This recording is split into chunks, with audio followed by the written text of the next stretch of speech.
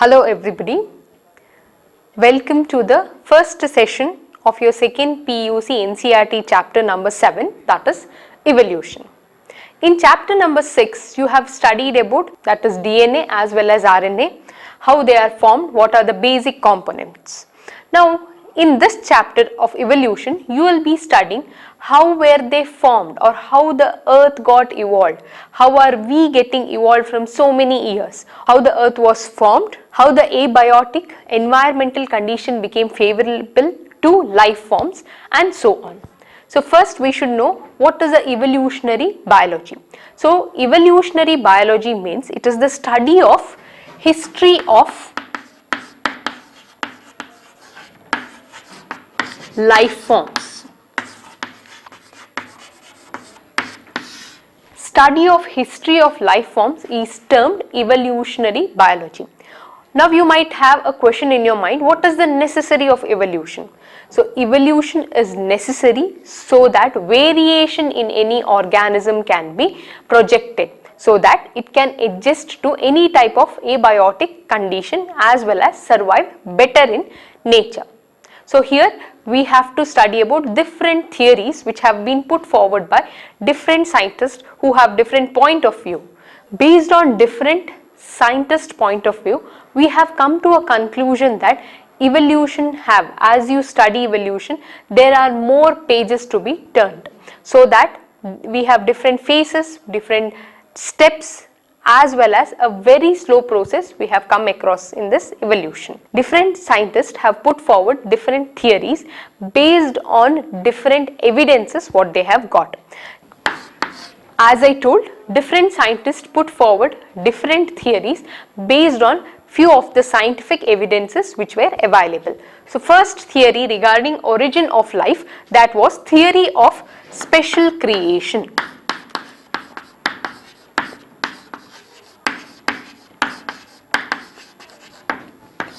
According to theory of special creation, it states that any organism produced or any life produced in the earth, that was because of either God or some supernatural power, so which cannot be visible. So these theories were put forward rather than by scientists, it was put forward by some optimist, according to whom it means that God or any supernatural, ದೇವರು ಅಥವಾ ಕಣ್ಣಿಗೆ ಕಾಣದೇ ಇರುವಂತಹ ಯಾವುದೋ ಒಂದು ಶಕ್ತಿಯಿಂದ organisms ಅಂತ ಹೇಳಿದ್ರೆ ಭೂಮಿ ಮೇಲೆ ಜೀವಿಗಳು ಪ್ರೊಡ್ಯೂಸ್ ಆದವು, ಹುಟ್ಕೊಂಡು ಅಂತ according to this theory of special creation it is told.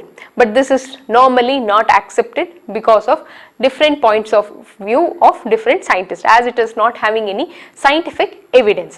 This theory did fail. So second theory is theory of cosmozoic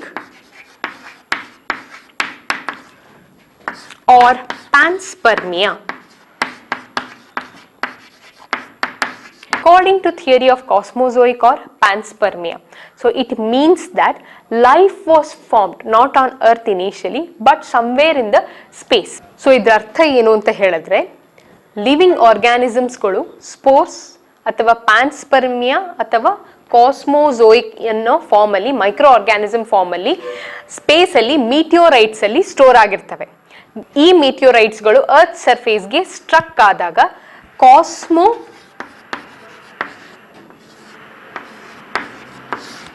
ಕಾಸ್ಮೋಜೋವಾ ಅನ್ನುವಂಥ ಫಾರ್ಮಲ್ಲಿ ಅವುಗಳು ರಿಲೀಸ್ ಆಗ್ತವೆ.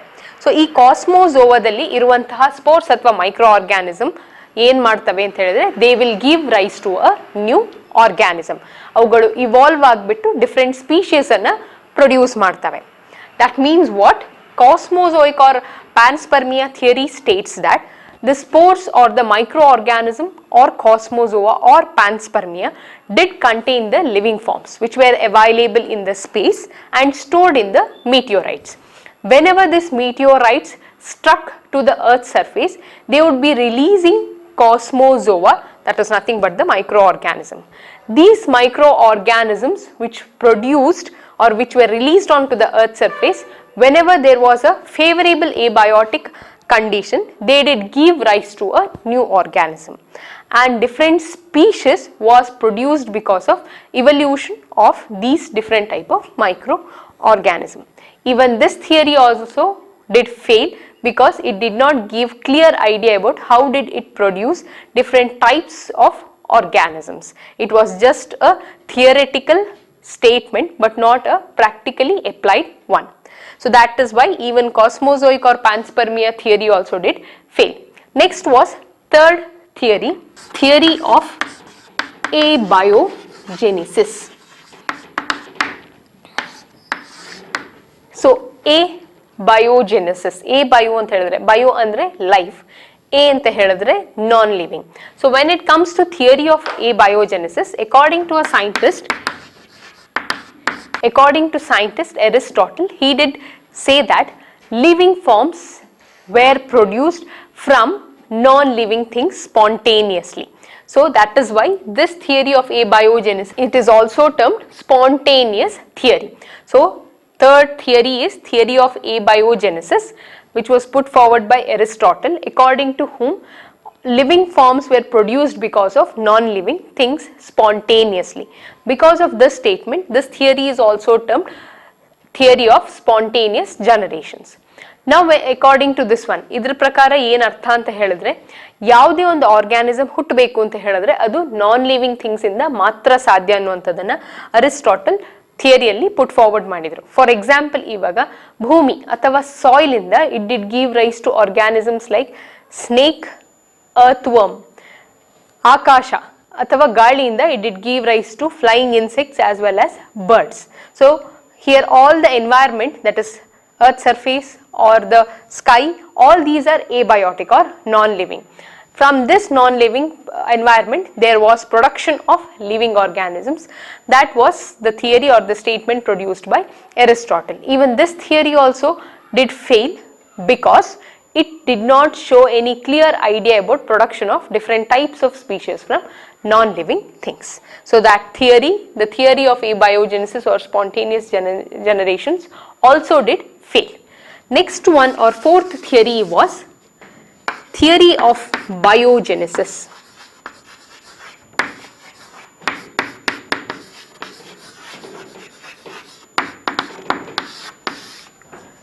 According to this theory, living organisms were produced from pre-existing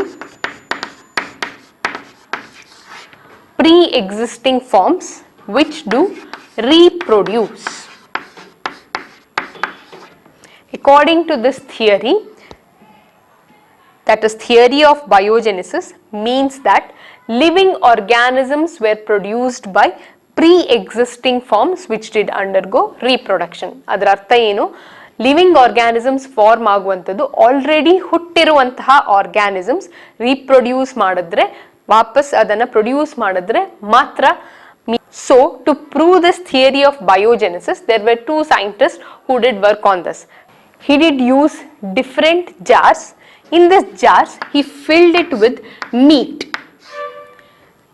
All the jars what he used, he filled it with meat. I have drawn only 4 jars, but here I have taken many jars. Some of the jars were covered with cotton and some of the jars were left open in the environment. After few days, he did study that the jars which were kept open did give rise to smaller organisms. These were called maggots. These organisms were found only in the jars which were kept open. But this theory was of Francisco Redi, this theory of Francisco Redi did fail because he couldn't find any maggots within the jars which were closed, but could find the maggots only in the jars which were open. Why is this? Because why did it fail? Because here in the jars which were closed, even maggots were not found, but there were microorganisms which were found, indicating that this theory of Francisco Redi did fail. The same theory was continued by Louis Pasteur.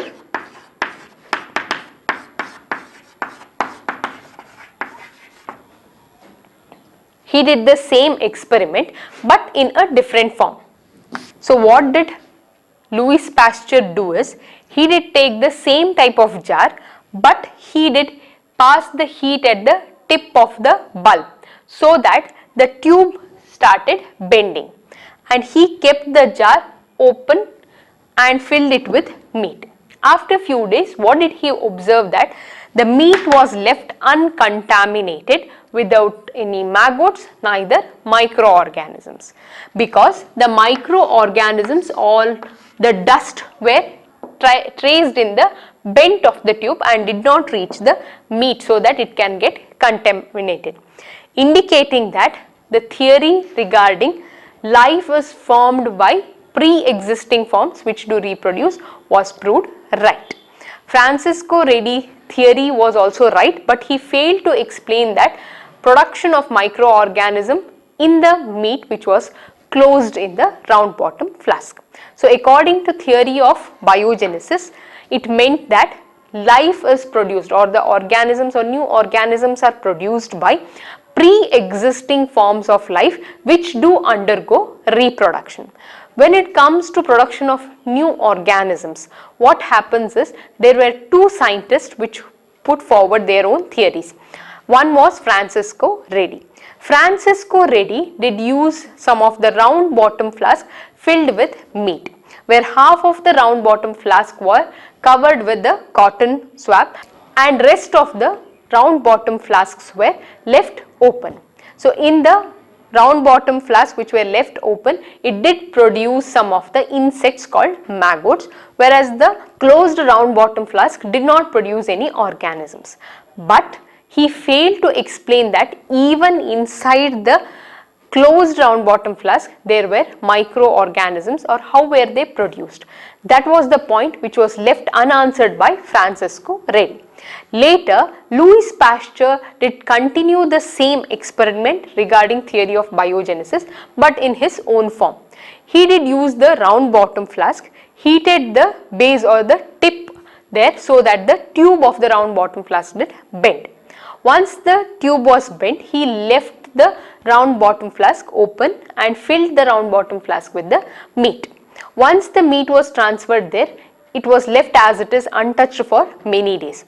After many days, what did happen was, he could find that the meat was left uncontaminated, neither maggots were there nor any microorganisms were found.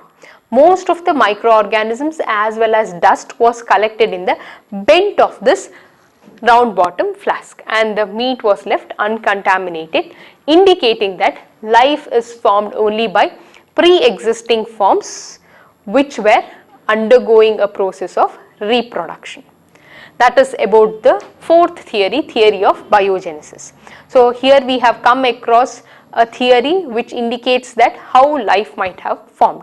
But it is not done. We have to know how Earth was formed and how in Earth life was formed. So the next and the last theory will be Nebular Theory or Big Bang Theory. So according to some studies, it is told that Earth was formed 4.5 million years ago.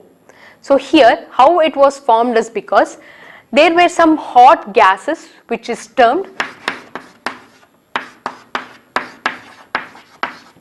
nebulous. There were some hot gases which kept on rotating in the space which were termed nebulous.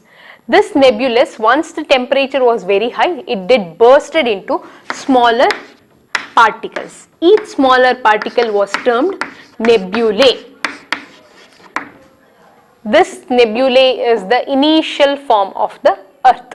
So once there was a ball of hot gases rotating, due to increase in the temperature, this nebulous did burst. While they burst, they produce smaller particles termed nebulae. These nebulae had higher temperature initially. Later what happened? They started to cool down. While these nebulae started to cool down, the heavier components like iron or nickel, this started to, because of gravitational force, these started to go deep into the Earth's surface, led to the formation of Earth's core. because of its heavy weight and due to gravitational force, they were pulled towards the center of the earth, which is termed Earth's core. Some of the lighter metals like aluminium,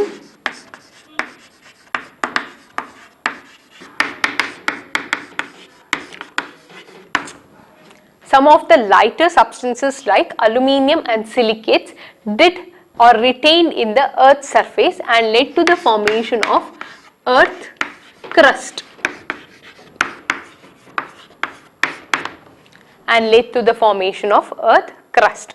Later, few of very lighter substances like hydrogen, nitrogen, oxygen, helium, these were not as heavy as other metals to be pulled to the Earth's surface or to the Earth's core, escaped into the Earth's atmosphere, leading to different forms of gases. So that is how normally nebulae cool down, which did convert into Earth. So if you consider this is the Earth was initially having a very high temperature. Slowly it also started to cool down. While it started to cool down, the heavier metals like iron and nickel started to accumulate in the center of the Earth, forming the Earth's core. Some of the lighter, compared to iron as well as nickel, some of the lighter substances like aluminium or silicates did settle only in the surface of the Earth. That leads to the formation of Earth crust. Still lighter substances like hydrogen, nitrogen, oxygen, helium, these all escaped to the outside the Earth, but still they couldn't escape the Earth surface because of gravitational pull. They were held together, which led to the formation of Earth's atmosphere.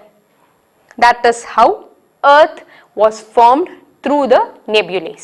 So this here, slowly after the formation of the Earth, the UV rays from the sun started to split the water molecules. Water molecules were splitted by the UV rays of the sun, where the lighter hydrogen molecule escaped to the Earth's surface and the oxygen molecule, it combined with ammonia as well as methane to form carbon dioxide as well as water, plus ozone were also formed outside the Earth's surface, which acts as a protective layer against the harmful rays which comes through the sun. And after all this process, the Earth had a favorable temperature, because of which one even the water evaporated, started falling back to the Earth's surface, led to the formation of water bodies like oceans, lakes, ponds, etc. So the formation of this favorable abiotic environmental condition led to the formation of life, that is only after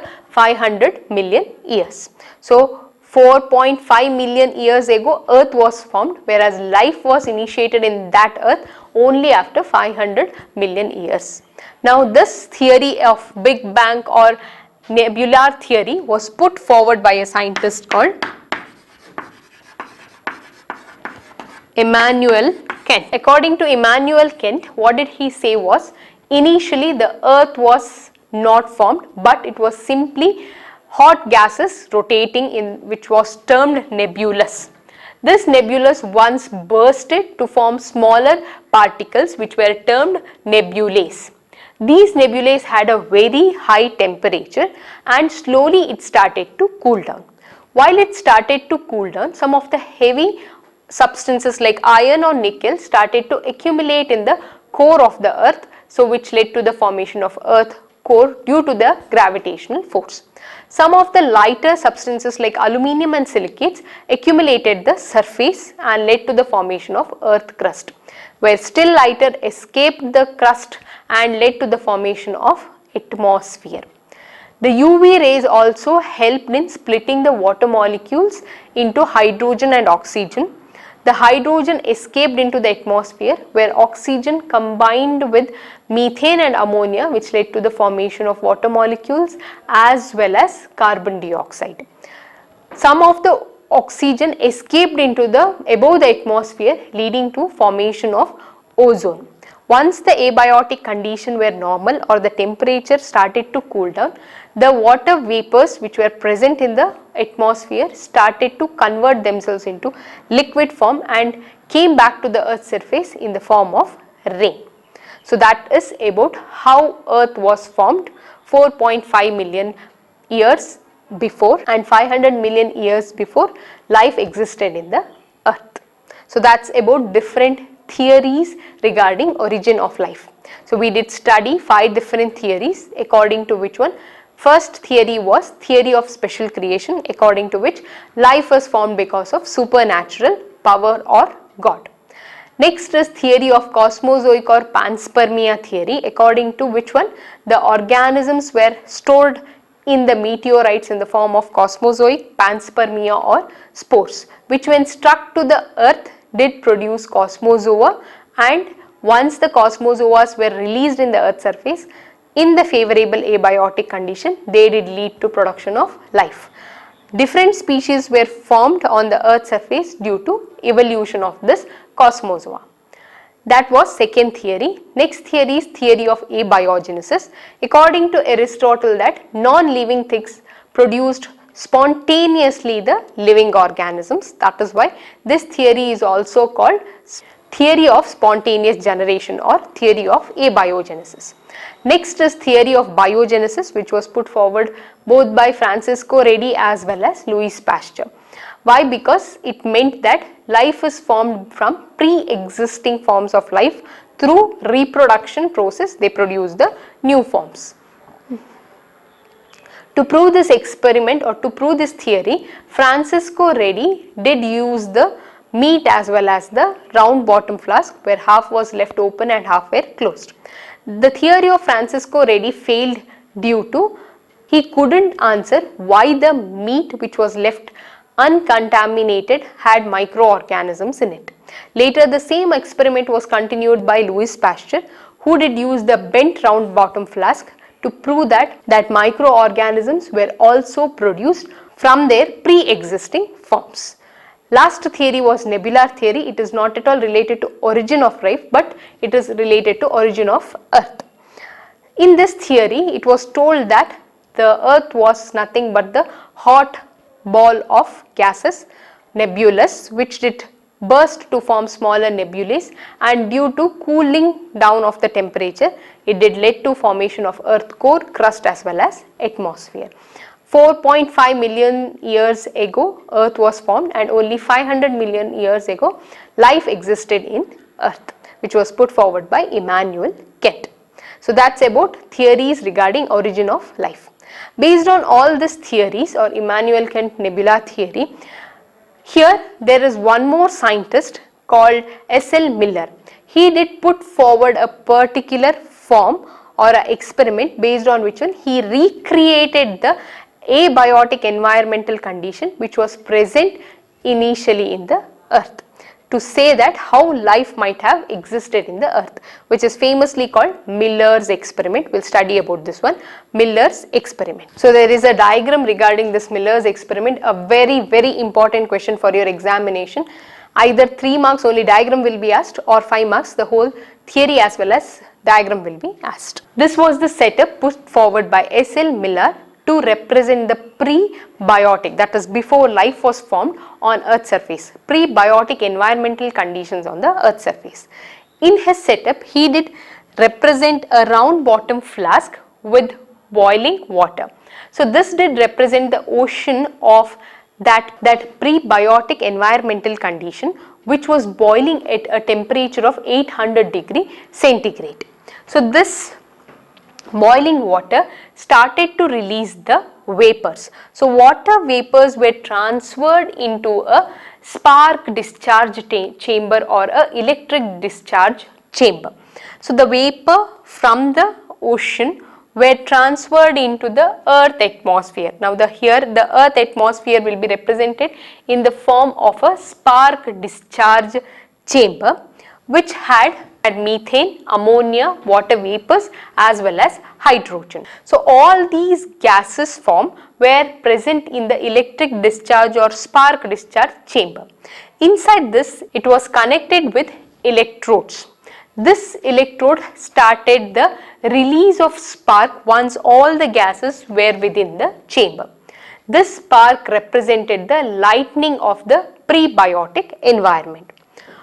Once the spark was discharged for few days, these gases were converted into their liquefied form. So, which were passed into the next step, which did pass on to the condenser.